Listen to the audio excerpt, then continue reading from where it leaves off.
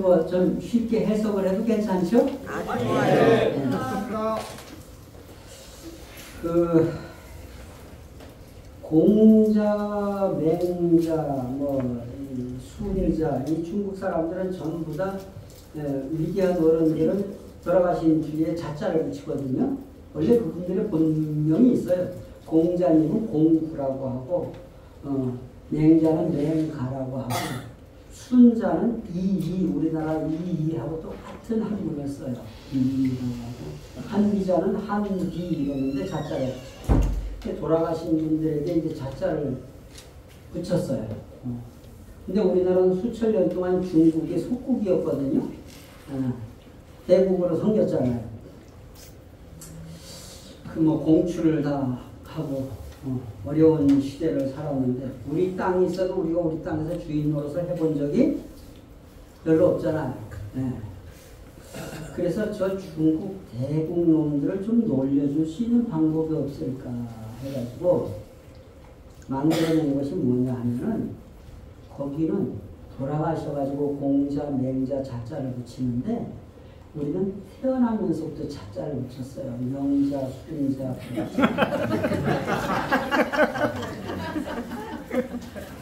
그래서 너희들 같은 성인은 우리는 태어나면서부터 있다. 그리고 또 하나는 뭐냐면 남아선호 사상, 공자님 사상이 남아선호 사상이잖아요. 너희들은 남자들에게만 자자를 붙이는데 우리는 여성들이 성인이다. 그러니까 여성들에게 자자를 붙이는 거란 말이에요. 여기 성인들이 많이 와 계시죠? 일본 선생님, 일본 선교사님들도 어디 성인 한번 선교. 여기 박원자 원사. 네? 성함이 어떻게 되시죠? 박원자 원사님. 원자. 우리 처제도 원자야. 영자도 있습니다. 영자도 있고. 영자도 있습니다. 사모님도 예, 박영자. 영자. 옛날에 참 영자의 전성시대도 있었는데. 그리고 제가 늘 드리는 말씀이 뭐냐면은 공자, 맹자 이런 어른들은 공부할 때는 필요한데 공부를 다 하고 나면 공자, 맹자보다 훌륭한 분들이 누구냐? 놀자다. 박수 치면 확실합니다. 그래서 제 얘기가 아니고 이게 공자님 말씀이거든요. 아무리 아는 게 많아도 좋아하는 놈을 넘어가지 못하고 아무리 좋아하는 게 많아도 즐기는 놈을 따르지를 못한다. 고전에서 이렇게 말했어요. 지지자는 불여 호지자라. 조호자. 호지자는 불여 낙지자라. 뒷불 낙자. 그래서 우리나라는 간단하게 말했잖아요. 피할 수 없으면 그래서 공부도 재미삼아 하는 놈은 잊어먹질 않아요. 근데 시험 성적 올리겠다고 밤새우는 놈은 시험 보면 끝나요. 그리고 일도 재미삼아 하는 사람은 절대 일이 지치지 않고 하루 다 지나갔는데도 벌써 해가 졌어? 이러면서 그냥 그게 아까운 거야. 그런데 그냥 어쩔 수 없이 와서 노예로다 일하는 사람들은 하루 8시간이 24시간 이상 가는 거야. 그래서 우리는 어떻게 살자? 재미삼아. 그래서 섭리가 하나님이 심각하시지 우리는 별로 심각한 거 없다 이렇게 생각하자고. 하나님만 심각하지 우리는 심각한 게 없고 하나님 앞에 가서 우리는 아빠가 출근할 때 뽀뽀뽀 이거 하는 거예요. 그래서 자식들이 부모 앞에 와서 심각한 얼굴에 표정을 짓는 자식처럼 부모는 가슴이 철렁 내려앉는 경우가 없어요. 빠가지고 웃고 하면서 엄마 아빠 그러면서 이야기하다가 꼭 자기 얘기 나중에 하잖아요. 엄마 아빠 그런데 꼭 내가 5만 원 필요해. 그러면 시큰 애가 그냥 저 아빠 앞에서 그렇게 웃겨놓고 서로 했는데 안 줄 수 없잖아요. 그런데 처음부터 심각하게 제가 뭐에 필요한 게 5만 원이 있으니까 아버님 5만 원만 주시면 은혜로 알겠습니다. 이래버리면 야 이걸 참 줘야 되나 말아야. 그래서 복 달라는 것도 기쁘게 복 달라고 그러잖아요. 아셨죠? 네. 재미삼아. 교회도 나오는 게 일요일날 발걸음이 경쾌하고 가벼워야지. 아까 보셨잖아요. 미켈란젤로가 손가락 하나 달동말동 하는 거 일요일에 예배당 갈까 말까 이거하고 똑같은 거예요. 그래서 기왕 나에게 주어진 운명이다. 그럴 때는 기쁘고 감사하게 가는 게 우리가 내 생산성을 증대시키고 나의 영혼의 그 어떤 크기를 크게 하는 거야. 영혼의 크기를. 밥 먹어서 배부른 게 아니고 생각을 잘하면 배가 불러요. 생각을 잘하면. 이해가 되시겠죠? 네. 자, 그러면 이제 어떻게 살아야 되는가 하는 것. 이 선문대학교, 여기 선문대학교 출신 있어요? 아, 그래요? 언제 졸업했어? 2009년도. 네? 2009년도? 아유, 그럼 벌써 나이 많다. 축복 받았어? 네. 아, 됐네. 아, 거기 애기 낳구나. 아, 신랑은? 신랑은 집에서 집 지키고?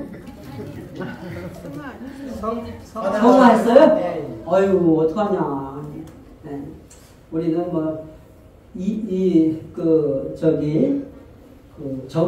정대화 사모님이 얼마 전에 돌아가셨잖아요. 정대화 사모님이 돌아가셨는데, 그 김영희 회장님 네 분을 제가 한 2015년부터 계속 제가 모시고, 집에서 모시는 게 아니라 필요할 때마다, 그리고 전국 여행을 같이 갔어요. 같이 다니면서.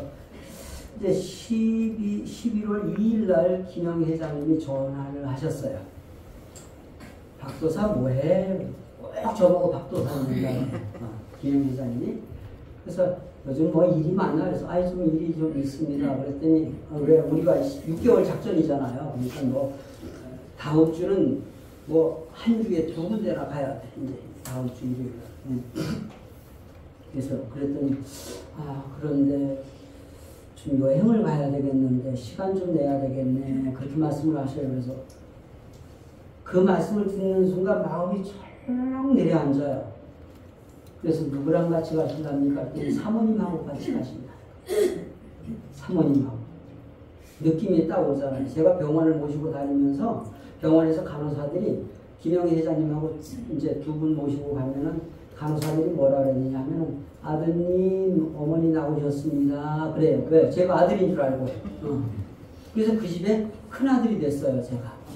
근데 전화하시면 꼭 뭐라 해. 아유, 우리 큰아들. 이렇게 이제 정대화 사모님이 말씀하시거든. 그래서 11월 6일, 7일, 8일, 2박 3일 동안 두 네 분을 여행을 시켜드렸어요. 여행을 시켜드리고 같이 갔다 왔어요. 굉장히 정대화 사모님은 걷지도 못할 정도로 불편한 몸을 이끌고 두 분이 꼭 가봐야 된다고. 그래서 좀 몸이 좋아지거든 가시지요. 아니다. 지금 가지 않으면 안 된다. 더 추워지기 전에 가야 된다. 더 추워지기 전에. 겨울이 더 추워지는 게 아니에요. 그분들에게는 더 추워지기 전에 가야 된다. 그러면서 가자 그러시더라고요. 그래서 2박 3일 갔다 오면서 정말 긴장을 많이 했어요. 그리고 오셔가지고 9일날 링게로 맞으시고 조금 회복이 되셔가지고 10일날 정대화 사모님. 역시 도를 닦고 정성 들이시는 분들은 기준이 있구나. 정리를 하실 거 다 하고 가시는 걸 제가 제 눈으로 지켜봤어요. 그래서 역시 도 닦는 분들은 정성 들이는 분들은 그런 기준이 있구나 하는 것을 느꼈습니다. 살아가는 모습이 제가 왜 이런 말씀을 드리느냐 하면은 우리가 어떻든지 맺히지 말고 맺힘이 있으면 풀 거는 다 풀어놓고 정리를 하지 않으면 안 된다. 그리고 이제는 천일국 시대고 기원절 시대고 이제 새로운 변화가 오잖아요. 1000년을 넘어가는 시대에 여러분 식구님들도 절대 식구들끼리 아무리 힘들어도 맺히지 마시고 이게 뭔가 이게 서먹서먹한 사이 없도록 하세요. 그럼 그래야 교회가 발전합니다. 아셨죠? 네. 어떻게 살아야 되느냐 하는 거를 하늘이 인간에게만 주신 만물은 그 자체가 복이에요. 하나님이 창조한 그 자체가 복이거든요. 그 인간에게는 살아가는 방법을 가르쳐 주셨는데 이거 세 가지의 큰 축복이라고 해요. 세 가지의 큰 축복이 뭐냐? 이 땅에 태어나는 게 복이에요. 이 땅에 태어나는 게. 네. 그죠? 적어도 여러분 제가 생기다 망고 같은 놈 같지잖아요. 근데 제가 태어날 때도 어머니 뱃속에서 태어날 때 어머니 뱃속에서 착상될 때까지 아버지 몸에서 나오면서 3억 분의 1의 치열한 경쟁을 뚫고 어머니 뱃속에서 착상되어서 10달 만에 나온 놈입니다. 무슨 말을 하는지 대충 아시죠? 네. 3억 분의 1의 치열한 경쟁을 뚫고 태어난 놈이다. 이 얼마나 이 땅에 태어나는 게 복이냐고 말이에요. 그리고 이 땅에 태어나가지고 남자는 여자를 찾고 여자는 남자를 찾아서 한 일가를 이루는 게 복이에요. 그게 천생연분이다. 이렇게 말하잖아요. 이 땅에서 아들, 딸 낳고 손자, 손녀 보고 육신 먹고 가시는 게 복이에요. 가시는 게 복이겠어요? 안 가시는 게 복이겠어요? 가시는 게 복이에요. 그래서 제가 이런 얘기를 하잖아요. 청와대에서 교육을 가면 꼭 얘기를 해요. 뭐라고 하느냐. 절대 아들, 딸, 손자, 손녀 보는 데서는 아유 할아버지가 오래 살아야지 그 얘기 하지 마라. 그러면 애들이 그 얘기 들으면서 가슴이 무너져요. 어떡하나. 그래서 애들 보는 앞에서는 아유 너희들을 봐서라도 할아버지 할머니가 빨리 가야 되는데 그래 놓고 뒤에 가서는 두 부부가 아주 열심히 운동하시면서 좋은 음식 찾아계시면서 이놈의 새끼들 내가 죽나 봐라. 애들에게는 소망을 주고 우리는 건강을 증진시키면서 그래서 절대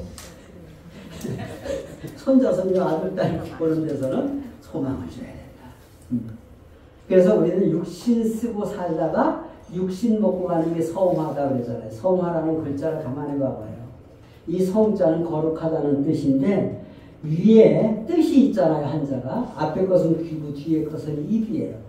말하는 것과 들은 것을 책임질 줄 아는 게 거룩한 사람이에요. 주인. 말하는 것과 들은 것을 책임질 줄 아는 게 책임진다는 임자예요.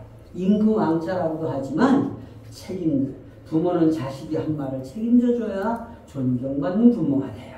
네. 사회 지도자라는 것은 자기가 한 말에 대한 책임을 지는 거예요. 네. 그래서 책임지지 못할 말을 들으면 뭐라 그래? 손살에 치면서 나 여기 없어. 나 그 말 책임 못 져. 그리고서 그냥 가는 거잖아요. 그리고 화자는 뭐냐? 이게 벼화예요. 앞에 것은 벼예요. 쌀이에요. 쌀나무. 입구자예요. 밥을 같이 먹는 게 화하는 거예요. 이게 하모니. 그래 우리가 서먹서먹하면 뭐라 그럽니까? 아유 이 사람아 밥이나 한 끼 먹고 끝내. 뭘 그 말 가지고 그렇게 서운하나. 내가 미안하다. 어떻든지 그러면서 밥 한 끼 먹으면 끝나는 거잖아요. 그래서 아버님 자서전의 첫 번째 제1장이 밥이 사랑이다. 그랬잖아요. 밥이 사랑. 그래서 성화라고 하는 것은 중생, 부활, 영생이라는 말씀을 2011년도 하시면서 성화식, 승화식에서 성화식으로 돌아가신 거 아니에요? 중생, 부활, 영생. 그래서 우리는 죽음을 초월한 종교가 우리 종교가 됐어요. 영생이라는 것은 뭐냐? 동양학에서는 육시 쓰고 영원히 산다는 생각 자체가 없어요. 동양학에서는 일생영세예요. 일생 내 살아 생전이 시작과 끝이에요. 이해가 돼요? 여러분들 살아 생전이 시작과 끝이 여러분들의 역사가 여러분들의 시작과 끝이지 그것 말고는 없어요. 일생영세인데 영생한다는 기준이 두 가지예요. 하나는 육신은 흙으로 들어가지만 내 영혼은 죽지 않는다라고 하는 개념이고 또 하나는 DNA를 남겼다. 뭐냐? 후손을 두었다라는 거예요. 그래서 영생하는 것이지 육신 쓰고 그 모습 그대로 영생한다라면요. 그리고 죽은 사람 다 살아온다면요. 산 사람이 죽어야 돼. 왜? 놀래가지고. 이해가 되시겠죠? 그래서 성화라고 하는 것처럼 귀한 것이 없고 알록달록한 꽃으로 성화식 때서부터 우리가 시작했잖아요. 그게 뭐냐? 옛날에 꽃상녀예요.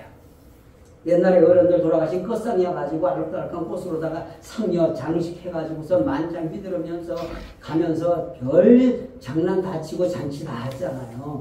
그래서 우리는 할 일 다 해놓고 가는 영혼은 아름답다. 그래서 세 가지의 큰 축복을 이렇게 말하는 거예요. 첫 번째 축복이 뭐냐? 하나님을 닮은 사람 되어달라. 보이지 않는 하나님이 보이는 하나님으로 전개되는 것이 바로 너다. 그래서 이것이 뭐냐면은 따라하신다. 나는 걸어다니는 하나님이시다. 그래서 보이지 않는 하나님이 보이는 하나님으로 전개된 것이 바로 나예요. 그래서 하나님을 절대 하늘나라에서 하나님을 찾는 게 아니라 하늘나라가 어디냐? 이미 찬송가에도 가르쳐줬어. 그 어디나 하늘나라. 찬송가에서도 그랬잖아요. 그 어디나 하늘나라라고.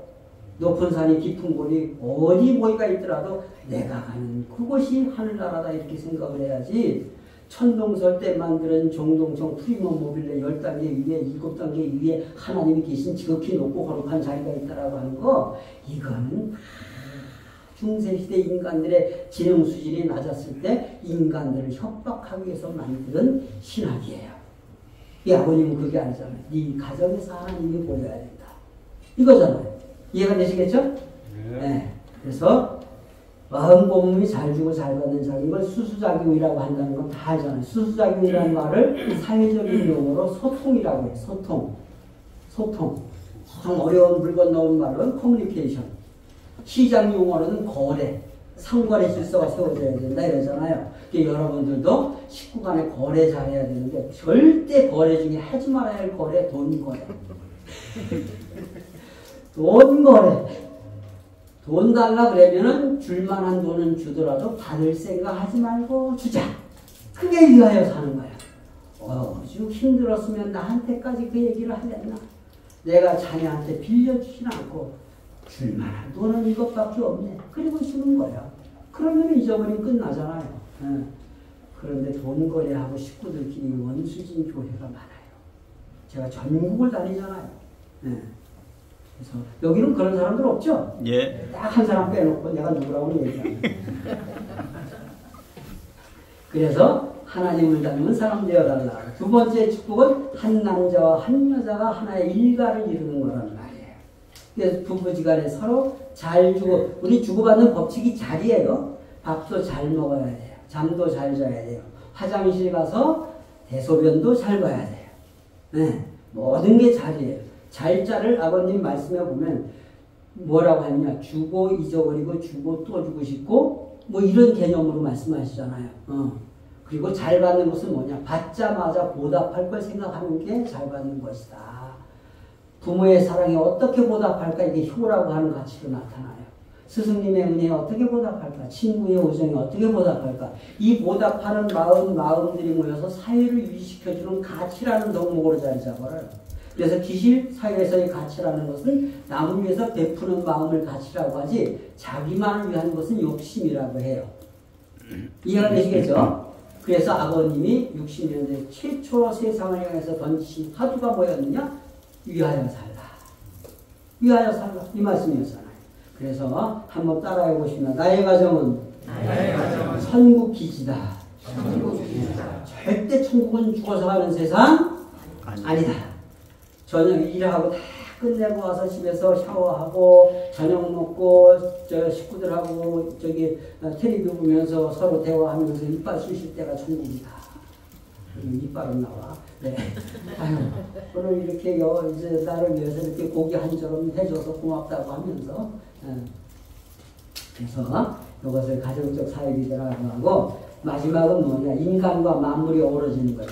사람은 그 속에서 와서 그 속으로 돌아가는 거예요. 그래, 돌아가셨다라는 말은 끝났다라고 하는 영어로서의 엔드의 개념이 아니라 새로운 목적지를 향해서 출발했다라는 유턴, 리턴의 개념을 가진 것이 돌아가는 거예요. 그게 돌아가셨다라는 그 말 속에 우리는 윤회와 영생의 사상을 가지고 있는 거예요.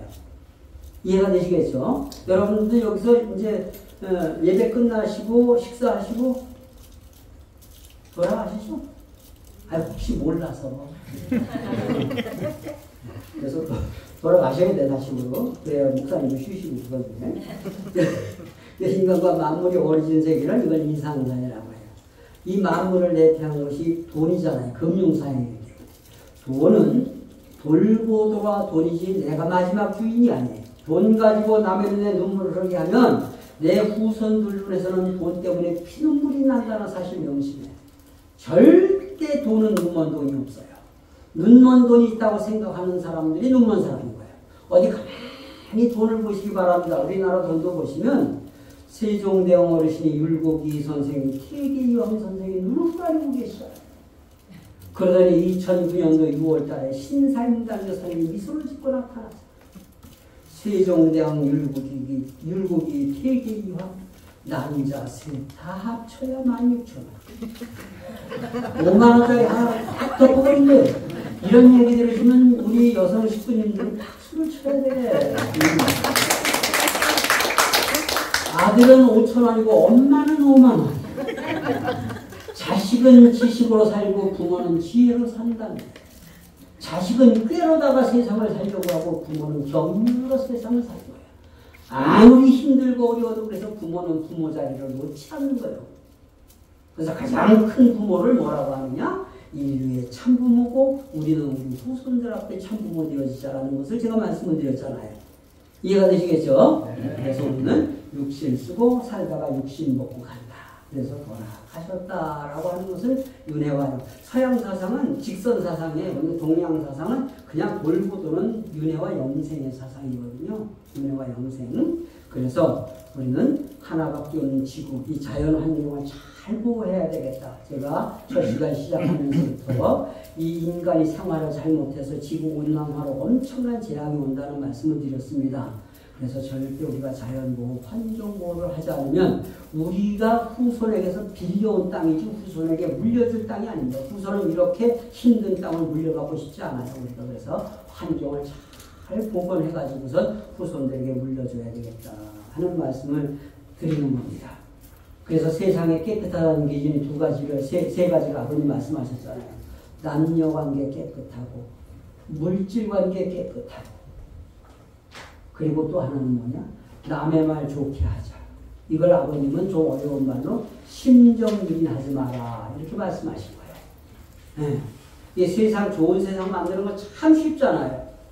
내 귀로 들어온 안 좋은 얘기는 검증이 됐든 안 됐든 절대 내 입으로 내보내지 않아요. 거기서 잊어버리면 끝나요. 그리고 내 귀로 들어온 좋은 얘기는 덕담 하나 더 붙여가지고선 이게 해주면 좋은 세상 만드는 건 참 쉽습니다. 이해가 되시겠죠? 이걸 사회학적 용어는 쉽게 이렇게 말해요. 긍정은 확대시키고 부정을 축소해라.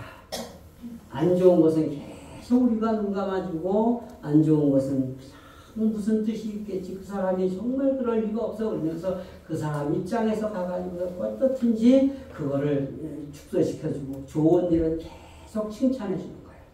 그게 남의 말 좋게 하자. 그것이 바로 뭐냐? 심정유린하지 마라. 검증이 됐든 안 됐든 안 좋은 얘기는 절대 내 입으로 내보내지 않는 우리 덕양교회 식구님들 되시기를 기원합니다. 아주!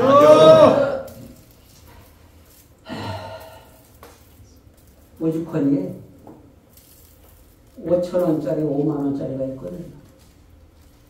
오죽헌에 가면 지금 있어요. 지금. 그래서 여러분들이 신사임당 여사님도 그 다음에 5,000원짜리는 누구지? 누구예요? 일국이 그의 아들도 다 강원도 사람이에요. 여러분들이 강원도인들만 잘 대접하시면 여러분들 주머니에 5만원짜리가 치고 넘칩니다. 우리 목사님이 강원도 사람이에요. 그리고 저도 강원도 사람이에요.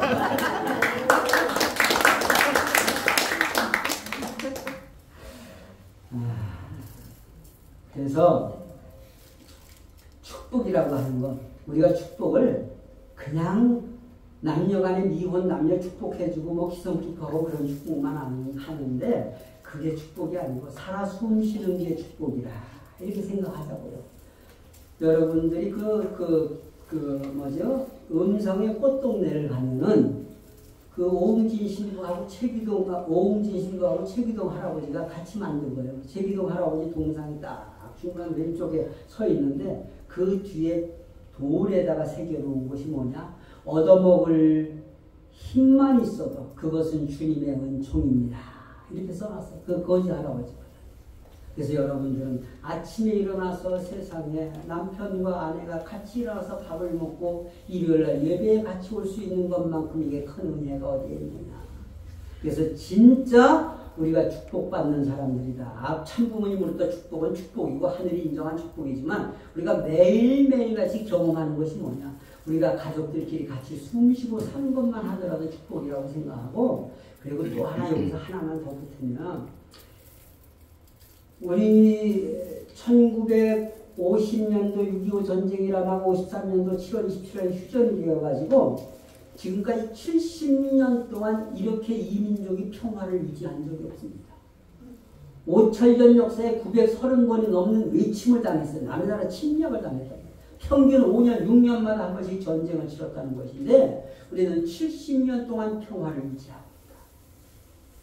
이거 정말 대단한 겁니다. 우리 한국 사람들은 한변 하는데 고려의 역사 500년, 조선 역사 500년이요. 무슨 말씀을 드리려고 하는지 아시죠? 어떤 형태든지 우리가 피 흘리지 않는 가운데 남북한이 하나가 되어서 500년, 5천년의 역사를 이어가야 할 것이 지금 현재 살고 있는 우리들이 해야 할 사명이라는 거예요. 우리 집사람은 저 전쟁이 일어나는 걸 보기만 하면은 그리고 이상하게 어떤 정부는 뭐 남북한이 이제 교류를 하고 어떤 정부는 그냥 완전히 문 닫고 살고 그냥 뭐 이러면서 막 올리잖아요. 그러는데 보면은 하는 말이 아유 우리는 뭐 어떻든지 죽어도 이제 살 만큼 살았으니까 괜찮은데 우리 애들이 불쌍하다. 전쟁은 어떻든지 일어나지 말아야 되겠다. 우리 집사람이 맨날 뉴스 보면서 그 생각을 하는 거예요. 여러분들도 아마 똑같은 생각일 거예요. 그죠? 그래서 우리는 지금 현재는 전쟁을 잠시 멈춘 상태인데 그 멈춘 상태가 70년을 이어져 왔다는 것은 그건 대단한 남북한의 인내예요. 남쪽만의 인내가 아니고 북쪽의 동포들도 그만큼 인내하고 살았다 이렇게 생각을 해야 되는 거예요. 예, 그래서 우리가 한민족의 저력이 어떻든 남북한이 평화롭게 통일하자고 우리가 평화의 얘기를 하고 있는 거예요. 어떤 일이 있어도 평화롭게 우리가 통일이 되어야 되겠다 하는 말씀을 드리는 겁니다. 자, 그래서 우리가 축복이라고 하는 것이 이제 뭐 여러분들이 뭐 타락을 통해서 다 아셨으니까 이것은 우리 교회만이 가지고 있는 정통적인 축복의 문화는 원죄를 청산하고 내가 참부모 되는 길이다. 이것이 축복이잖아요. 말씀 이해가 되시죠? 예. 다시 받아야 되나? 그리고 사후의 세계는 과연 존재하느냐? 죽어서 가는 세상이 있는 것 같긴 같아요. 혹시 갔다 오신 분 계십니까 여기? 아니 몰라서 그래. 가끔씩 그냥 뭐 이렇게 영계를 보고 왔다 뭐 이런 사람들이 있는데 목사님 상담하는 식구가 없었어요? 갔다가 왔는데 뭐 이렇더라 그러면서 앞으로 생길 것 같아요? 아 그런데 그런 사람 생기면 진짜 괴로워요. 목사님한테는 그런 사람 안 생기는 게 좋아. 사후의 세계라는 것을 영어로다가 뭐라고 하느냐? 애프터 라이프라고 해요. 라이프, 살긴 사는데 이후에도 산다. 그 말이 애프터 라이프예요. 그래서 우리는 돌아가셨다 그러잖아요. 이해가 되시겠죠? 이거 누군지 아시죠? 패트릭 스웨이지하고 데미 무어예요. 마지막 장면인데 흑인 영매를 통해서 살아있는 사람하고 이제 저 죽은 남편하고 이제 만나는 장면이잖아요. 만나는 장면. 사후의 세계가 과연 존재. 여러분 종교가 존재하는 이유는 뭐냐 하면요. 유교라는 것은 지상에서 우리가 어떤 삶을 살아야 되겠느냐라고 하는 것을 기본적으로 이야기하는 거겠지만 불교나 기독교는 내세를 얘기하잖아요. 이해가 되시죠? 불교도 극락이 있다? 이렇게 이야기를 하고 그리고 윤회한다. 그리고 그 말하고 기독교도 뭐라고 하느냐면 죽어서 천당 간다? 또 잘못하면 어디 간다? 지옥 간다. 이렇게 얘기를 하는데 이 얘기는 비단 오늘날에만 얘기한 게 아니고 예수 오시기 참 전에 500년 전에 공자님이거든요. 공자님의 수제자 3명 중에 하나가 누구냐 하면 자로라는 사람이에요. 자로.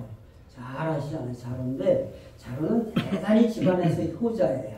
집안에서 효자인데 그 공자님의 가르침이 너무나 귀해가지고 공자님을 따라다니는 공자님하고 대화한 내용이 너무나 많아요. 자로하고 대화가. 그런데 공자님이 자로 혼자만 앉혀놓고는 얘기를 안 하고 사람들만 모이면은 설법을 하는 거야. 말씀을 하는 거야. 그래서 하루는 공자님한테 물어요. 자꾸만 예의범절을 가르치시고 그리고 조상을 잘 모셔야 된다라고 얘기하는데 조상을 잘 모셔야 된다. 여기 제사 다 지내십니까? 혹시 제사 지내시는 분들 한번 손 들어보세요. 근데 제사를 지내는데 그 날짜에 지내십니까? 모아서 전날, 그러니까 전날은 전날인데, 근데 한꺼번에 모아서 지내시는 집들도 있다고요. 1년에 아주 제사가 많으니까 그걸 모아서 지내는 집들이 있어요. 아버님 말씀집에 보면은 장손이 명하면 조상은 따르게 되어 있다. 이렇게 말씀하셨어요. 장손이 쉽게 말하면 조상들도 움직일 수 있는 권한이 장손에게 있다는 거예요. 근데 이제 자로가 이렇게 공자님께 물어요. 자꾸만 예의범죄를 가르치고 조상을 잘 섬겨야 된다고 말하는데 진짜 조상을 어떻게 해야 잘 섬기는 게 진짜 조상을 섬기는 겁니까? 이렇게 묻는 거예요. 그러니까 공자님이 뭐라고 하시느냐? 야 이놈아, 너는 산 사람도 제대로 못 모시면서 뭐 죽은 조상까지 모시려고 하느냐 이 얘기예요. 그런데 한 단계 더 들어가요. 뭐라고 하느냐 하면은 그러면 죽어서 가는 세상 진짜 있어요? 이걸 묻는 거예요. 목사님들한테 그런 거 묻는 사람들 있잖아요. 감히 죽음에 대해서 여쭙겠습니다. 그 말은 죽어서 가는 세상이 있습니까? 그 말은 있는 것 같아? 가봤어? 안 가봤어? 안 가봤으면 장담하지 마. 근데 공자님께서 말씀하시면서 뭐라고 하시느냐?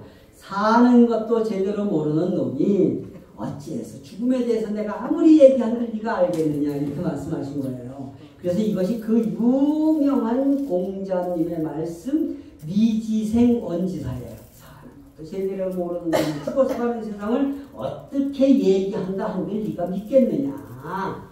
그래서 목사님한테 진짜 연계가 있어요. 조상형은 이거 뭡니까? 이거 자꾸만 묻지 마. 목사님도 괴로워. 그냥 우리가 원리적으로 이해하면 돼요. 이해가 되시겠죠? 그래서 우리 원리에서는 딱 이렇게 말씀하셨잖아요. 뭐라고 했느냐? 세상 모든 게 하나님을 닮았다. 하나님도 성상과 형상으로 되어 있듯이 인간도 마음과 몸으로 되어 있다. 몸을 전개한 세계가 유형실체 세계고 마음을 전개한 세계가 무형실체 세계다. 이해가 되시겠죠? 네. 아주 논리적으로 설명. 어떤 지금까지 종교 지도자도 이렇게 논리적으로 설명한 사람이 없었어요. 근데 주요 계사 전에 보게 되면, 계사 편에 보게 되면 뭐라고 했느냐? 아까 얘기했던 기예요. 기에 무형적 존재를 뭐라고 하느냐? 도라고 그래. 말씀 도자를 써서. 그래서 이걸 뭐라고? 형이상자는 지위도요 그랬어요. 형이 있긴 있는데 우리는 무형이라고 했잖아요. 형이 있긴 있는데 보이지 않는 형은 말씀으로 나타났고 말씀 도자를 써서 보이는 형태는 뭐냐면 형이하자는 지위기 그릇 기자 네모 4개 해가지고 그 안에다가 큰 데자 해서 이렇게 만드는 거 있잖아요. 그릇 기자 이 쉽게 말하면 형은 있는데 보이지 않는 형은 말씀으로 세상에 나타났고 보이는 형은 모든 형태를 가지고 만물로다가 나타났다. 그러면서 이 세상에서 숨쉬고 살면서 만물을 먹고 살면서 절대 하늘이 없다고 핑계댈 수 없다. 이게 사도 바울 선생님도 똑같이 하신 말씀이에요. 그래서 이 세상은 시간과 공간의 제약을 받잖아요. 우리는 육신 100년, 육신 먹고 가게 돼 있는 거예요. 이게 영생, 일생 영세라는 것은 뭐냐? 내가 태어나서 죽을 때까지가 영생하는 거예요. 거기 이상이 없어요. 그리고 이제 후손을 두고 간다는 거하고 영혼은 영원하다라고 하는 종교적 가치를 통해서 우리가 믿는 거라고. 그래서 우리 육신 쓰고 사는 세상 있다. 그리고 육신 벗고 가서 사는 또 다른 세상이 있다. 아버님이 고위잔치를 전국에 다니시면서 체육관마다 하셨어요. 구리체육관에서 한 3,000명 모였는데 그때 연설문이 뭐라고 되어 있느냐? 보이지 않는 유형과 보이는 유형 실체 세계가 있는 반면에 보이지 않는 무형 실체 세계가 있는 것을 믿으시기 바랍니다. 그러면서 직접 강연문에 기록이 된 거예요. 의심나면 죽어보십시오. 그랬어요. 그런데 그 자리에 죽는 사람이 하나도 없더라. 저는 그래서 참부모님 말씀을 다 믿는 줄 알아요. 한 사람도 죽는 사람이 없었습니다. 그래서 역시 여러분들은 육신과 영인체로 되어 있다는 것을 기본적으로 아시는 거예요. 그래서 어떤 형태든지 뭐냐면 우리는 육신 쓰고 지상에서 잘 살아야 된다. 지상 100년 생활이 영계에 가서 영원한 나의 영생의 자리를 좌우하는 것이다. 이건 뭐 수없이 들어온 말씀이죠. 이해가 되십니까? 그래서 개똥밭에 굴러도 저승보다는 개똥밭에 굴러도 저승보다는 이승이 나은 거야. 세상에 아무리 천국을 가르치더라도요, 목사님 천국 먼저 가겠다고 먼저 죽는 목사님들 기독교 목사도 한 사람도 없어. 어떻든지 아프면 약 먹으려고 그러고 영생교 교주 조희성이도 나만 믿으면 안 죽는 게 그랬더니 감옥에 가보니까 아주 약덩어리를 가지고 살아. 네. 그래서 육신은 어차피 가는 것이다. 그래서 내가 100년 동안 어떤 그림을 그리고 가느냐, 어떤 역사를 만들고 가느냐가 중요한 것이다. 지상 100년이 중요하다 하는 것을 여러분들에게 말씀을 드리는 겁니다. 그래서 우리는 이 지상에서 제일 중요한 게 뭐냐 하면 사랑하는 법을 배워야 된다. 이 지상에서 어떤 형태든 가지 100년 살았냐 30년 살았냐가 중요한 것이 아니라 살아서 내 영혼에 무슨 그림을 그렸느냐 하는 얘기예요. 80년 100년을 살다 가더라도 사람 무시를 못하고 사는 사람이 수없이 많이 있어요. 동네 어른 돌아가시니까 아줌마들이 모여가지고 아유 그 집 이제 살만하자고 진작 갔어야지 그렇게 괴롭히다가 이제 가냐고. 그런 사람이 있어요 없어요? 있다니까. 그런데 20, 30년을 살다 가셨지만 후손만 내 영원한 교과서의 주인공으로 남아있는 분은 너무나 많지 않습니까? 그 대표적인 분이 예수입니다. 예수는 33살의 젊은 나이에 돌아가셨지만 2000년 동안 세계를 지배하는 사랑의 정복자가 되지 않았습니다. 그래서 60 쓰고 80년 사냐 100년 사냐 40년, 그래서 나이 40만 넘으면요 저 세상 먼저 가는 사람이 선배예요. 왜 그러냐? 인사 받는 놈이 선배입니까? 하는 사람이 선배입니까? 네? 그래서 저는 제일 귀한 직책이 뭐냐? 사장, 회장, 이사장 뭐 별장이 다 많아. 그런데 회장, 사장, 뭐 이사장 그 위에 있는 게 뭐냐? 송장이다. 송장. 그래서 본인 송자에다 어른 장자를 쓰는 거야. 네. 그래서 절대 그 자리가 가면은요 내 손으로 셀 수도 않고 타서 씻겨줘. 내 손 가지고 옷도 아니고 다 입혀줘. 그리고 나보다 나이가 많던 집들 와서 전부 다 절을 해. 그래서 절 받는 사람이 선배냐 절 하는 사람이 선배냐. 그래서 선배 노릇하려면 먼저 가라고 제가. 그래서 여러분들도 절대 지상에서 오래오래 사시기 바랍니다. 아셨죠? 건강하게 오래오래 사시는 우리 덕양교회 식구님들 되시기를 바랍니다. 아셨습니까?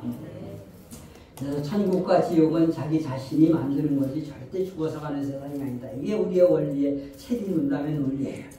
그리고 죄의 청산은 지상에서 해야 돼요.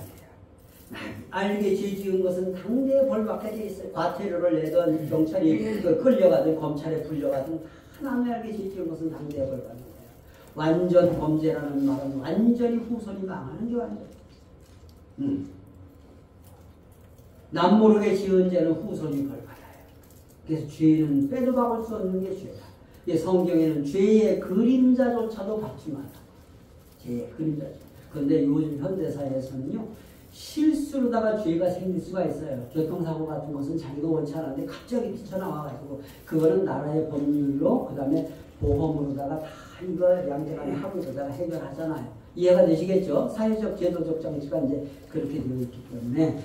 그래서 여러분들이 절대 종교라고 하는 거 살아가는 법은 뭐냐? 봉사예요. 종교의 가장 큰 것은 봉사다. 그래서 제가 늘 드리는 말씀, 석사 박사에 있는 학위가 봉사학이에요. 봉사. 종교는 봉사에 가장 큰 목적을 두어야 돼요. 그리고 절대 남을 정죄하지 마라. 여러분, 우리는 금요일날 철야도 하고 새벽도 하고 다 그러는데 새벽에 스님들이 옛날은 몰라도 요즘, 옛날엔 많이 계셨는데 요즘은 잘 그런 사람들이 없는데 서울 시내 가도 가끔씩 탁발 스님들이 계시더라고요. 이렇게 바람 내고 와서 식당에 들어와가지고 보셨죠? 그 탁발 스님들이 오셔가지고 새벽에 그냥 와가지고 그냥 목탁을 들으면서 나무관세음보살 하면서 이제 저 시주를 얻으러 왔단 말이에요. 근데 이 세상에 나가더니 예수 믿는 기독교 집사가 나가더니 세상에 새벽부터 재수없이 우리 예수 믿어 하면서 내쫓는단 말이에요. 그걸 제가 현장에서 봤잖아요. 목사님이 목탁을 두드리면서 뒤를 돌아보고 눈을 훑히면서 가는데 뭐라고 목탁을 두드리시니 연부를 내었는데 예수 믿고 망해라 예수 믿고 망해라 절에는 오지 마라 그러시더라니까. 그런데 나와가지고 사람들 딱 넣어드리면서 스님 새벽부터 수고하십니다. 정말 건강하게 오래오래 사세요 하면서 마지막 한마디로 하더라고. 저도 새벽기도 다녀왔습니다. 그러니까 이 스님이 귀가 번쩍 뛰어가지고 목탁을 두드리는 목탁 소리가 얼마나 경쾌한지 예수 믿고 못 받아라 예수 믿고 못 받아라 절에는 오지 마라 그러시더라니까. 그래서 21세기의 종교관이 내 종교가 귀한 것만큼 남의 종교도 귀하게 생각을 해야 돼요. 그 정체성이 우리가 뭐냐 초종교 운동을 하는 거예요. 초교파 운동을 한다는 거예요. 그리고 세계 경전이라는 것을 만들어낸 것이 우리 참부님밖에 없어요. 어떤 종교도 남의 경전을 묶어가지고 세계 경전이라는 걸 못 만들어봤어요. 그게 우리 가정연합, 우리 통일교가 가지고 있는 그 의지와 자부심이 되어야 되는 거예요. 내 종교가 귀한 만큼 남의 종교도 인정할 줄 아는 사람. 네, 그래서 여러분들이 참으로 귀한 분들이다 하는 걸 말씀을 드리는 거예요. 그래서 항상 지금 여기가 천국이라고 생각하는 사람들은 평생 천국으로 사는 거예요. 천리길도 한 걸음 멀리 가려면 앞에 발자국부터 뛰어야 돼. 높은 곳을 가려면 첫 번째 발자국부터 뛰어야 되는 거예요. 그래서 오늘 이 순간이 귀하다고 생각하고 오늘 이곳이 귀하다고 생각하는 사람은 평생 귀하게 살고 오늘 이 순간을 땜빵하고 그냥 대충 마무리 짓고 가는 사람들은 인생 대충 마무리 짓고 가요. 그래서 여러분들도 항상 어디에 가든지 내가 여기 하나님이 부르셔서 왔다. 참부모님이 덴버리를 가시면서도 내가 미국에 가지 않으면 덴버리 피할 수 있었잖아요. 나 아시잖아요. 그런데 덴버리에서 하나님이 부르신다. 그래서 완전히 기독교 목사들을 하나로 규합하고 한국에 수천 명의 기독교 목사들이 들어올 수 있는 여건을 만드신 거란 말이에요. 그래서 절대 어려운 일을 마다하지 않고 그 어려운 일에 희망을 걸고 거기에다가 내 인생의 영혼을 풀어놓게 되면 거기에서 하늘의 역사가 벌어지고 기적이 나타나는 것을 여러분들이 믿으시기 바랍니다. 아셨죠? 배가 고파서 그러시죠? 박수 치고 기색도 안 보이고. 자, 그래서 21세기 신통일한국의 비전이 뭐냐? 여러분들 그 뭐 다 들으신 말씀이겠지만 해방 이후에 원조받던 나라 강대국들 사이에서 원조받던 해방 이후에 6.25 전쟁 끝나고 해방 2차 대전 끝나고 원조받던 나라에서 전 세계적으로 원조를 하는 나라 우리나라밖에 없습니다. 우리나라밖에 없고 1인당 국민소득이 3만 불, 4만 불 올라가는 나라 우리나라밖에 없습니다. 전쟁을 치른 경험한 강대국들이 다 모여 사는 가운데 거기에서 우수한 우리 한국 사람들의 정신세계가 뭉쳐져 있는 거예요. 한국 사람들이 얼마나 머리가 좋으냐.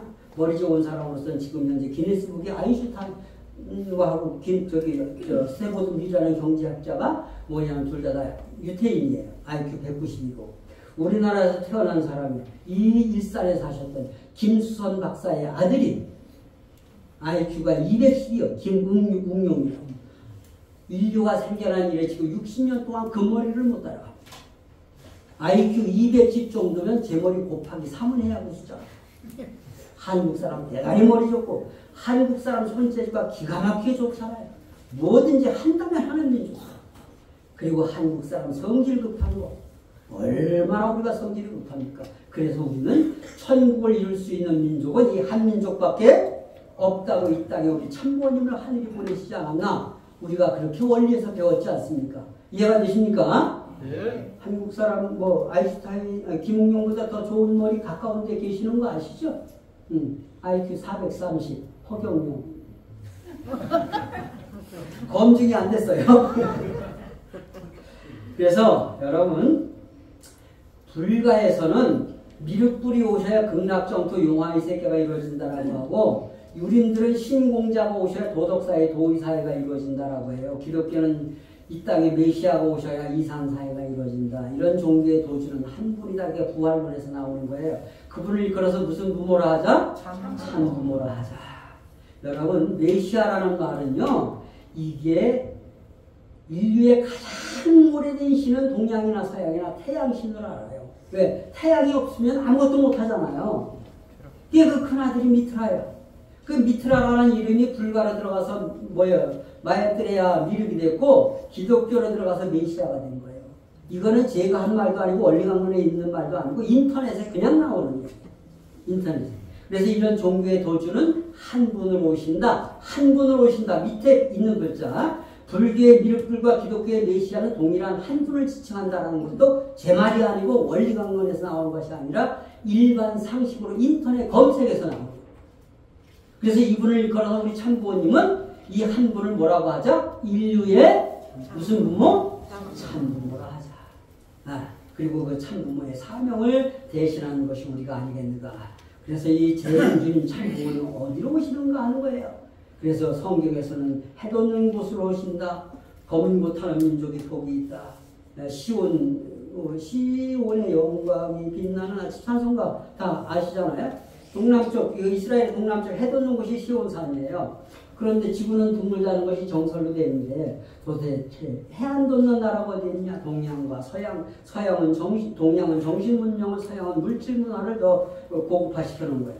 그래서 1789년도 불란서 대혁명, 영국의 산업혁명 이후에 서양은 근대 산업사회를 앞당긴 과학문명을 주도했고 동양은 수천 년 전부터 고등종교의 발상지가 됐다. 그래서 결국 인간의 몸을 볼 때 인간의 몸은 서양에 해당하고 마음은 동양에 해당한다고 볼 수가 있다. 의술 하나를 예를 들어보자. 서양 의술은 꿰매고 째개고 해부하고 분석하는 게 중심인데 동양의 의술은 최고의 명의를 환자의 마음을 고치는 의사들에서 마음 신자라서 시문이라고 하잖아요. 동의보감에 나오는 얘기예요. 허준 선생의. 그리고 최고의 악랄한 의사는 6종류의 의사가 나와요. 동의보감에 보면. 최고의 악랄한 의사는 환자가 문을 열고 들어오면서부터 얼마짜리냐 하고 얼굴을 보고 관상을 본답니다. 그래서 제가 늘 드리는 말씀이 병원에 가실 때는 절대 사모님들 아주 남루한 옷 입고 되도록이면 얼굴 화장도 하지 말고 아주 초췌해가지고서 가셔가지고 선생님 아유 죽겠습니다. 그러면은 의사도 입은 빨리 고쳐줘요. 그런데 있는 거 없는 거 펼치고 귀걸이, 코걸이 목걸이 다 해가지고서 좋은 옷 입고 그냥 얼굴 화장 기 있게 가면은요 돈이 많은 분이다 해가지고 30초만 끝내면 3일 뒤에 또 오라 그래. 그래서 절대 병원에 가실 때는 의사의 측은지심을 유도하자. 아셨죠? 측은지심을 유도하자. 그래서 모든 고등종교의 발상지가 동양이라고 했으니까 석가세존이 중국에서 태어나시잖아요. 그 다음에 유교도 공자님의 탄생지가 인도고 힌두교도 인도의 종교잖아요. 그리고 이슬람교, 기독교는 이스라엘에서 태어난 것이 아니고 예수님의 사상이 중동에서 태어나가지고 서양으로 들어가서 기독교의 모든 것이 소구가 되어 있지. 예수의 사상은 신약 성경에 오르는 예수님의 38가지의 기적은 뭐냐 하면은 이것은 전부 다 동양의 신비주의지 서양의 논리적 사고가 하나도 없습니다. 죽은 자를 살리고 그 다음에 안전병기를 고치고 무리를 걸어가고 이런 것들이 전부 다 동양의 신비적 사고예요. 그런데 서양으로 들어가서 서양의 모든 것이 이렇게 이제 성과된 것 같지만 예수의 사상은 동양의 신비주의다. 그리고 이슬람교도 사우디아라비아 메카에서 태어나시잖아요. 모든 고등종교의 발상지는 동양이다. 동쪽 중에서도 가장 끝에 붙어있는 극동이라고 하잖아요. 극동 삼국 중에 하나가 중국과 한국과 일본을 드는데 이게 대륙을 대표한 나라가 중국이고 섬을 대표한 나라가 일본이고 대륙과 대양을 이어지는 간도 국가가 한국이에요. 근데 전 세계적으로 가장 위험한 나라가 반도 국가예요. 여러분 유럽의 화약고를 뭐라고 하느냐 하면요. 중동의 화약고는 발칸반도라고 하고 유럽의 화약고는 지금 전쟁이 일어난 그 크림반도라고 해요. 지금 저쪽에. 그리고 아시아의 화약고는 한반도라고 부르는 거예요. 지금 현재 저쪽에서 전쟁이 일어났는데 다음에 전쟁이 일어날 수 있는 가능성이 있는 나라가 한국일 가능성이 많다. 그래서 어떻든지 우리는 우리 민족이 대동단결해가지고 미국을 설득하고 일본을 설득하고 중국을 설득하고 러시아를 설득해서 이 땅에 유엔 뭐 여러분들 하잖아요. 제5사무국을 하나 유치하더라도 정말 여기가 안전한 국가. 유엔 사무국만 유치하게 되면요 안전핀이 정해진 거예요. 이해가 되십니까? 그래서 안전한 나라가 될 수가 있다. 그렇기 때문에 어떤 형태가 되더라도 이 땅에서 전쟁은 우리가 막아야 되겠다 하는 거예요. 중국은 1923년 모택동이 장개성 종통을 내쫓고 완전히 공산화시켜버렸잖아요. 일본은 우리나라보다 400년, 500년 전서부터 기독교가 들어왔는데 일본은 기독교가 그렇게 크게 번창을 하지 않아요. 자기네 나라의 고유의 여신을 섬기고 있는 나라라고. 그럼 한국은 조건이 맞아야 된다 하는 것이 바로 뭐냐 하면 우리가 여러 가지 문제를 놓고 볼 때 여러분들이 다 이제 배우신 거란 말이에요. 네? 우리가 1895년 명성황후 시해 사건서부터 1945년 해방까지 이 40년 기간은 우리 민족에게 있어서는 애국구형 로마밖에 400년보다 더 힘든 민족의 순환 기간이었단 말이에요. 여러분 똑같이 일제를 경험했습니다. 대만하고 한국이 1895년서부터. 근데 대만은요 90% 이상의 대만 사람들이 일본을 제일 좋아해요. 우리나라 잘 살게 해줬다. 그런데 한국은 왜? 일본 사람들을 제일 싫어요. 한국 사람들이 얼마나 간대가 뭐냐면요. 우리나라보다 잘 사는 사람들은 전부 다 놈이요. 미국 놈, 영국 놈, 불란서 놈, 일본 놈. 그리고 우리보다 못 사는 사람들은 전부 다 사람이요. 필리핀 사람, 태국 사람, 몽골 사람. 그래서 우리나라에 와서 사람 취급당하려면은 우리보다 조금 못 살아야 된다. 이런 느낌도 오잖아요. 그런데 우리 민족이 1905년부터 1945년까지 36년이라고는 하지만 1895년도서부터 이미 그쪽에 넘어간 거예요. 이미 다 넘어갔어요. 그래서 결국 우리 민족 가운데서 우리가 지금까지 뭐냐 일본의 식민지 교육을 받고 자랐어요. 우리의 역사를 누가 만들었느냐? 일본 사람들이 만들었어요. 일본 총독부에서 조선사 편수회라는 것을 만들어가지고 그것이 바로 뭐냐면은 경성제국대학 지금 서울대학교죠. 거기에 저기 와서 역사를 가르치던 이만시류라든가 이런 사람들이 이완용, 이윤용이라든가 뭐 이런 사람들을 전부 다 모아가지고 한국의 역사를 만든 것이 조선의 역사는 분열하는 역사로 만들어라. 완전히 저들끼리 싸움하는 민족이기 때문에 너희들끼리 놔두면 싸움만 하니까 우리가 와서 너희들을 관리해줘야 된다. 이게 사대주의라는 거예요. 큰 민족이 와서 너희들을 관리해줘야 된다.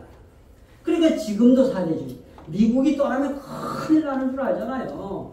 그런데 미국이 철수하는 것은 우리나라에 있어서는 대단히 어려운 문제지만 미국 사람들은 자국의 이익이 있기 때문에 여기 붙어 있는 것이지 절대 우리가 아무리 그냥 발목을 잡아도 자국의 이익이 없으면요 바로 빠져나갑니다. 그래서 그 사람들 잘 달래야 돼. 우리가 살살 달래지 않으면 안 된다. 그래서 5년부터 45년까지 이 40년 기간은 우리 민족은 애국고용 로마밖에 400년보다도 더 힘든 민족의 순환 기간이었더라. 그런 얘기를 하는 것이고 주님이 오시는 나라는 바로 하나님의 일선이자 사탄의 일선이 되어야 된다. 45년 해방권으로서 50년 6.25 전쟁 그리고 또 6.25 전쟁이 끝나면서 이제 새마을운동을 통해서 우리나라가 잘 살게 됐잖아요. 그리고 아시안게임, 월드컵, 그 다음에 올림픽, 그리고 세계 육상 선수권대회, 동계올림픽까지 다 치른 나라는 세계에서 7개 나라밖에 없습니다. 세계에서 7개 나라밖에 없어요.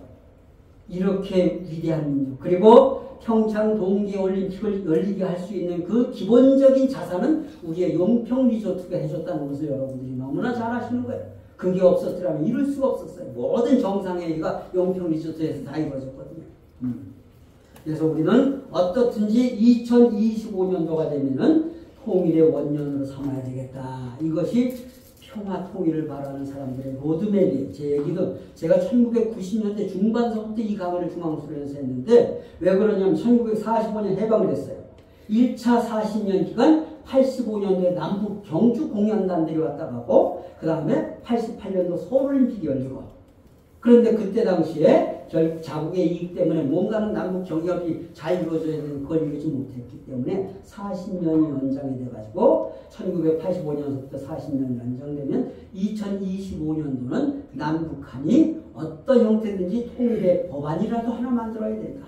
그러지 않고서는 안 된다라고 하는 로드맵. 그리고 예언가들도 2025년을 전부 다 통일의 시금석을 놓을 것이라고 보는 거예요. 그래서 우리 눈을 살아서 이제 내년, 내후년이면 통일의 원년으로 남북의 통일의 기본적인 입법이라도 할 수 있고 동서독이 왔다 갔다 하시 남북이 왔다 갔다 할 수 있는 기본적인 어떤 로드맵이라도 깔아놔야 되겠다. 그것이 안 되면 안 되겠다. 그래서 북한의 김정은이 잘 설득을 해야 돼요.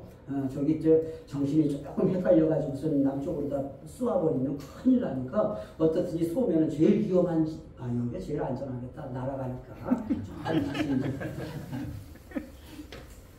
자, 그래서 이 민족은 이 땅은 문명의 결실지어야 된다. 그래서 아까 말씀드린 거예요.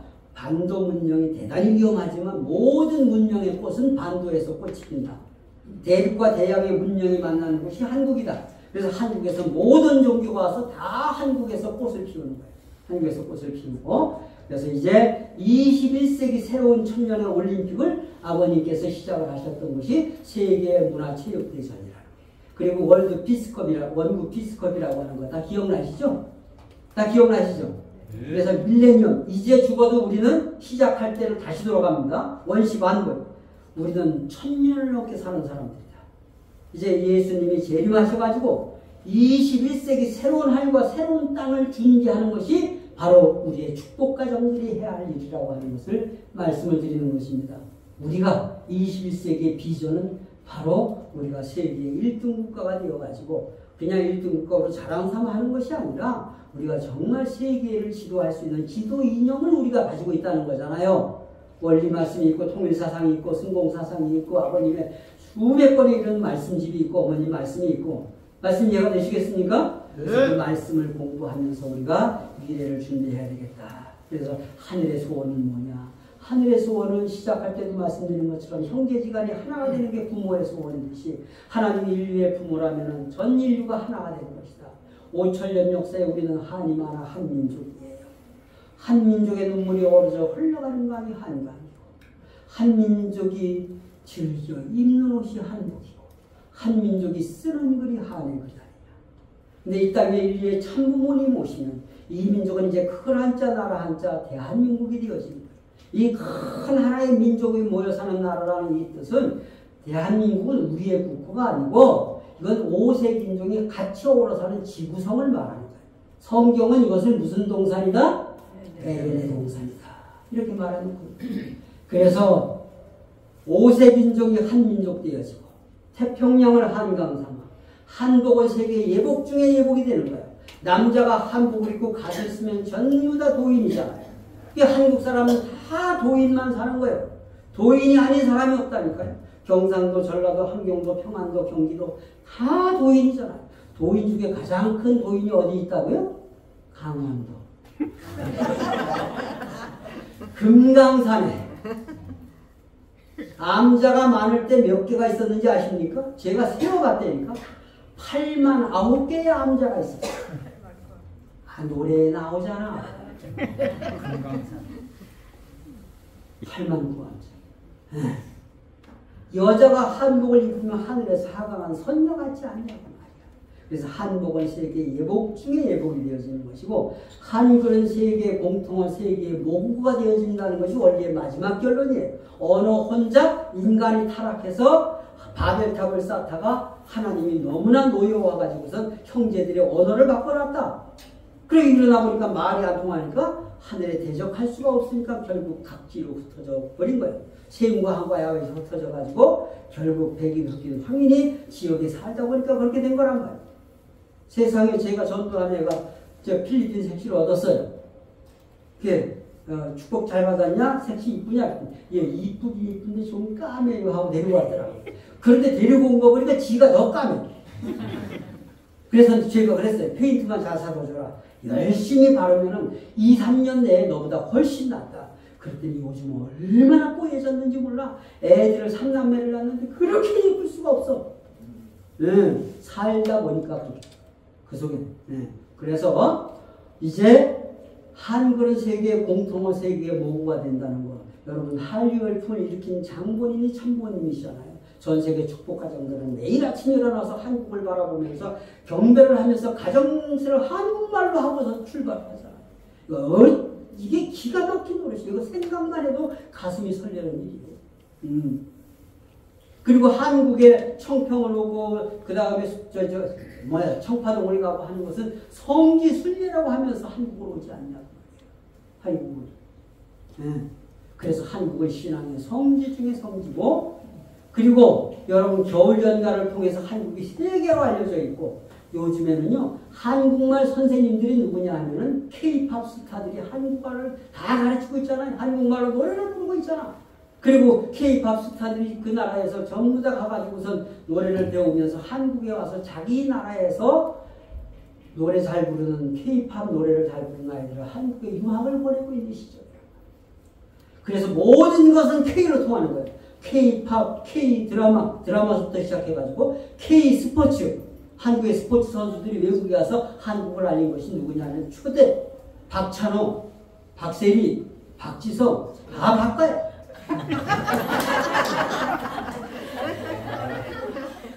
대단한 사람들이요. 그리고 요즘 K-푸드, 한국의 음식까지도 전 세계에서 한국을 바라보면서 한국을 배우기 위해서 그렇게 노력하고 있다고요. 이것이 여러분들이 정성을 들여서 참부모님의 뜻을 따르는 세계 운세가 세계로 퍼지고 있다는 것을 여러분 긍지와 자부심을 가져야 돼요. 이런 거 진짜 그냥 가슴 생각하면 가슴이 먹먹해지는 거 아닙니까? 이게 정말 우리가 위대한 자리예요. 지금 현재는 조금 어려운 지경에 있지만 고난 끝에선 새로운 꽃이 피는 거예요. 그래서 여러분들이 새로운 미래를 열어가기 위해서 정말 우리가 하나가 되어야 되겠다. 절대 한류열풍이 우연이 아니다. 그 하늘의 운세가 이 민족에게 지금 현재 맞닿아가지고 이 민족의 새로운 융성과 새로운 부흥의 계기를 마련하고 있다는 것을 여러분들이 꼭 기억을 하시길 바라면서, 정말 이렇게 작게 시작한 평화의 운동이 54년도에 시작한 평화의 운동이 지금 현재 전 세계적으로다가 지금 현재 평화의 씨앗이 뿌려져 가지고 조금 어려운 처지, 코로나 이후에 또 일본 사태도 있고 어려운 일이지만 우리는 고난 끝에서 이겨낸 민족들입니다. 우리가 어떤 일이 있어도 우리는 이겨낼 힘이 있고 세계 중심 국가로서 이것을 당당하게 원리의 기준을 가지고 세계를 하나 만들 수 있는 에너지가 있는 민족이 저는 축복가정이라고 생각을 합니다. 이해가 되시겠죠? 그래서 그런 의미에서 대한민국은 정말 전 세계 인류가 본받기 위해서 애를 쓰는 인류의 본향이고, 그런 본향 땅에서 이 지역에서 정성을 들이고 계시는 분들이 바로 여러분들이란 긍지와 자부심을 가지고 여러분들이 오늘 하루를 살든 인지평생이라고 하거든요. 여러분들이 인생 100년의 가장 아름다운 황금의 소식이 뭐냐? 최고의 열매가 뭐냐? 축복가정으로서 하나님과 참부모님과 더불어서 살다가 아름답게 이 세상에서 후손들을 보면서 성화한다는 것이 정말 귀한 일이라는 긍지와 자부심을 가지고 지금까지 살아온 생에도 하늘의 뜻을 위해서 지성승신 다하셨지만 앞으로 남아진 생에도 덕양교회와 그 지역사회와 하나님의 참부모님의 뜻을 위해서 열심히 살아주시는 우리 덕양교회 귀한 식구님들이 되시기를 바라면서, 이러한 말씀으로 우리를 가르치고 평생을 가르치고 계신 참마 아버님 11년 전에 성화하시고 그 뒤를 위해서 어머니께서 수고하고 계시는데 그 참부모님을 위해서 우리가 큰 박수 한 번을 보내드리면서 잠깐 기도하시겠습니다. 2023년도가 이제 저물어 가고 있습니다. 우리에게 남아진 기간이 아직도 20일이라는 기간이 남았습니다. 올 한 해 동안 무언가 부족한 일이 있다면 20일 동안 지성성심을 다해서 하늘 앞에 천부모님 앞에 그리고 어머님 앞에 효성을 다하는 우리 아들 딸들이 되어지게 인도해 주시옵고, 이 덕양교회가 정말 서기성 목사님 내분과 더불어서 모든 식구들이 한마음 한뜻 되어서 하나님과 참부모님의 뜻을 쫓아서 더 크게 빛이 나고 더 크게 덕을 쌓을 수 있는 이 덕양교회 되어지게 인도해 주시옵기만을 부탁드리고 나오면서 모든 말씀을 축복 중심 가정 박도선의 이름으로 보고하며 축원하여 아래 싸움나이다. 너무 감사합니다. 네, 오늘 열과 정을 다해서 감동을 주신 우리 박도선 원장님에게 뜨거운 박수 부탁드리겠습니다.